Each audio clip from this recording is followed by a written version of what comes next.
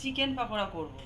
এই যে chicken chicken আর আমি এইটার মধ্যে দিয়েছি, গ্রেভিটার মধ্যে দিয়েছি, এটা আমাকে দেখানো হয়নি, এর মধ্যে দিয়েছি চালের গুঁড়ি আছে, কাঁচা লঙ্কা বাটা, আদা বাটা, সয়া সস সয়া সস দিয়েছি অনেকটা, আর আর নুন দিয়েছি, আর সামান্য একটু চিনি দিয়েছি, আর একটু সয়া সস আগেও দিয়েছি, আর একটু দেবো।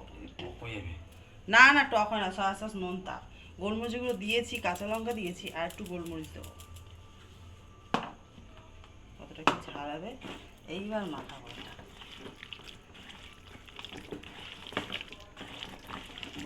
সব দেওয়া ছিল, সবই আগের থেকেই দিয়ে রেখেছিলাম।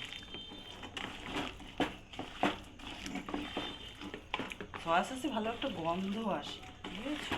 মাখাতে মাখাতে 1 মিনিট হয়ে গেল। কাছে কাছে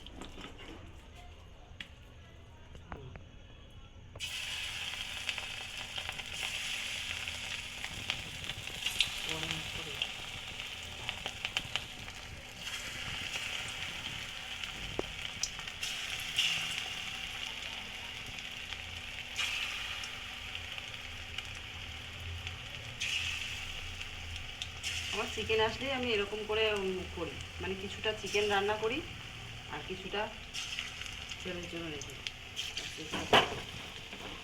ঠিক আছে, এটা ফ্রাই হতে থাকুক, ডিপ ফ্রাই হচ্ছে বন্ধুরা। একটু চিকেনটা তো একটু সেদ্ধ হবে তো।